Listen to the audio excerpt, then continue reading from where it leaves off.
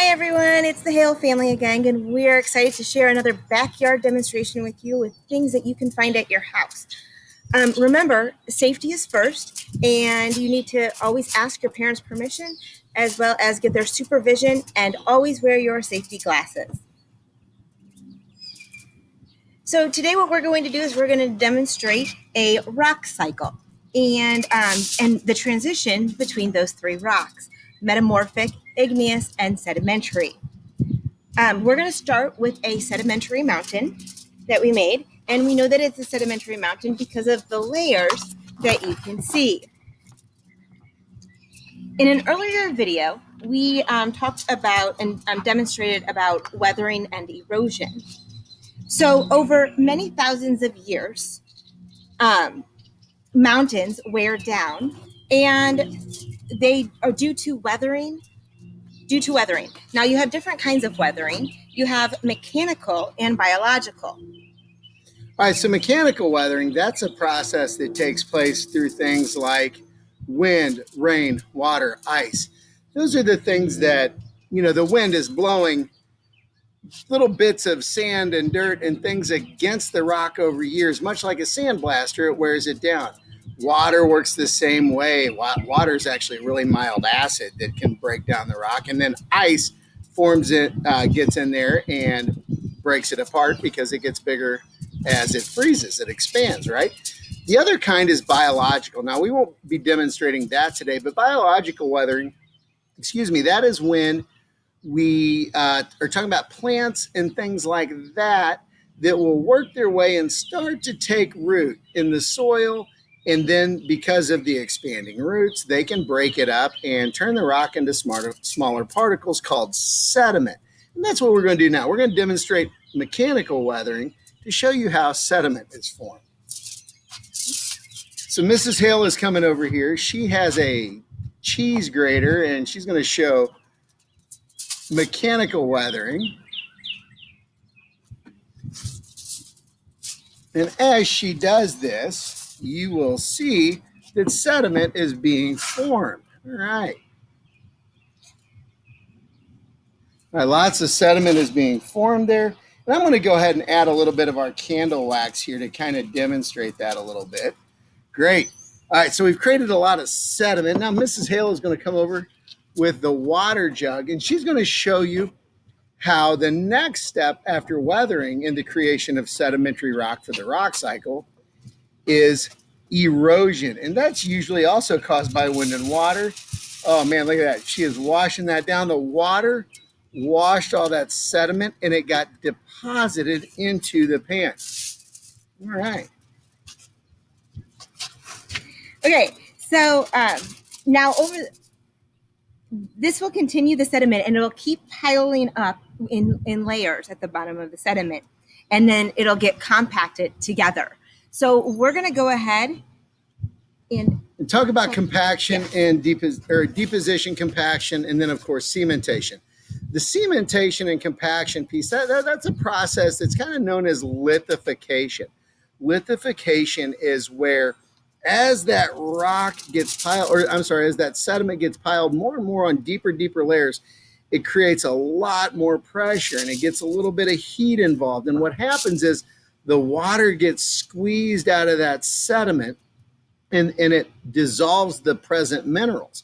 And those minerals then solidify or crystallize and it glues the rock together in a process called cementation. So now what we're going to do is we're going to demonstrate how you can do this at home. So we already have prepared for you candle wax, which you can do with crayons, but we shaved them down for you. See, we just use different colors. And what we're going to do is we're going to take some foil and we are going to put our crayon down in our shaped wax down into layers. Okay.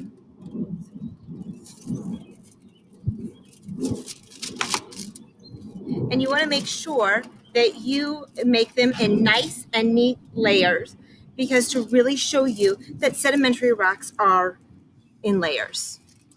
All right, Ms. Zale's doing a great job. Go ahead and fold those together. Show them how to neatly fold those together. It's really important when you do fold those together, if you're going to try this at home, to do so that you keep your layers intact. Otherwise, they'll get kind of mixed up, and it's hard to see how they stay in layers to form that sedimentary rock. All right, good. All right, so then the next step after depositing it is compaction, and we're going to compact it with a brick. We're going to push that down nice and firm here. Give it a good squeeze. You know, when I've done this with my students in the classroom, we used our big heavy textbook back when we still had those. And the kids always got a charge out of sitting on that textbook to smash that down. All right, so Mrs. Hale, go ahead and open that up. I think that one's going to look pretty great. She's going to open that up and show you. And I'm going to bring the camera around. Oh, wow, look at that. And you can see how the layers are showing us that it is a sedimentary rock. That is awesome. Okay, so sedimentary rock. That's the first step. What comes after that? Well, another part of the process of the rock cycle would be the another rock is the metamorphic rock. So metamorphic rock, here's what metamorphic rock is. Metamorph, or to morph, a metamorphosis means to change, right? And that's what we're going to do is we're going to take an existing rock, such as our sedimentary rock, and we're going to apply heat and pressure to it. So what I want to do is I want to set this right here. And we're going to put a hot brick on it for just a few seconds, to let's see how that heat and pressure changes it. So as he's doing that, Mr. Hale is going to go get the rock, the brick I meant. Okay. Now I have a nice hot brick right here that I just took off my barbecue grill. Now I'm not going to set this on here for too long because I don't want to melt it all the way, because that's the next step of our process. I'm going to move that. Notice I'm using tongs to handle this brick because it's pretty hot, it's pretty heavy, and we definitely want to be safe. All right, I'm going to flip this over real quick. We'll use our tongs to open it up. Oh, it's not too hot on this side. That's good news.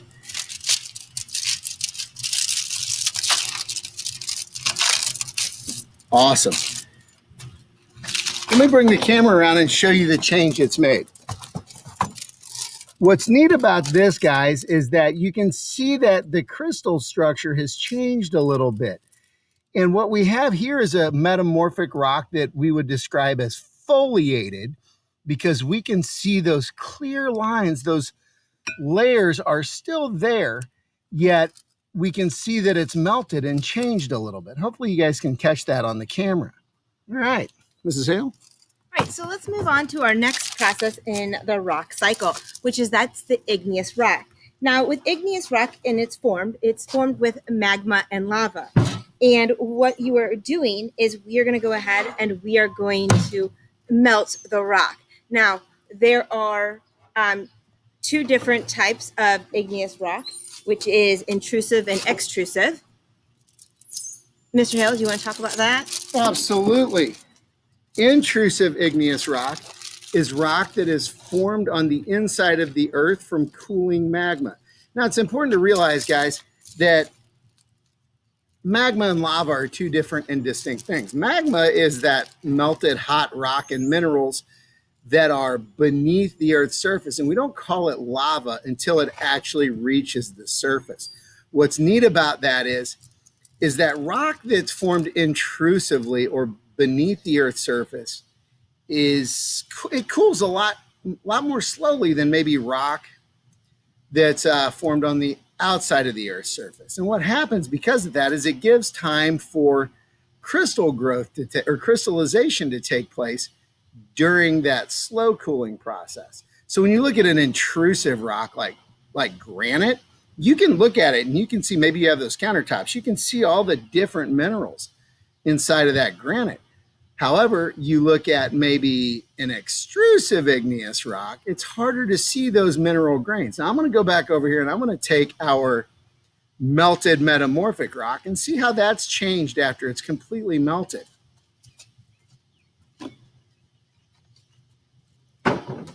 So we melted the metamorphic rock completely down, held it on the heat a lot longer. Yeah, I put this on the barbecue grill and put a hot brick on top of it.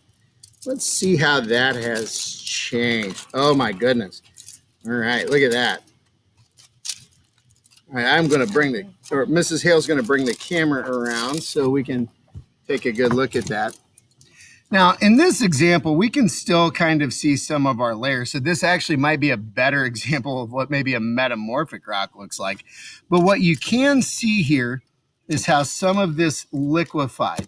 And what we've done is we've created really hot rock that's kind of plasticky and sticky. That's really similar to that hot mantle material we talk about on the interior of the earth as well. All righty. Thank you, Mrs. Hale. And that's the cool thing about the rock cycle is that rock can go in any direction. It isn't like the water cycle or maybe the plant cycle where it has certain steps that it has to go through. Each time. No, a rock cycle, you can go from an igneous rock to a sedimentary rock to a metamorphic rock. Or what we did here is we went from a sedimentary to another sedimentary to then metamorphic to then an igneous rock. And you can go from sedimentary to sedimentary to sedimentary over and over and over again. And sometimes metamorphic rock, which is kind of cool, can go from one kind of metamorphic rock to another kind of metamorphic rock. So, guys, I hope this helps give you a better idea of what the rock cycle is like. And there will be a link to a great anchor chart that Mrs. Hale made in the description of this video. Check that out too. Hey, thanks for watching. Hope you guys enjoyed it. And look out for more updates from the backyard of science with the Hale family. Bye, guys.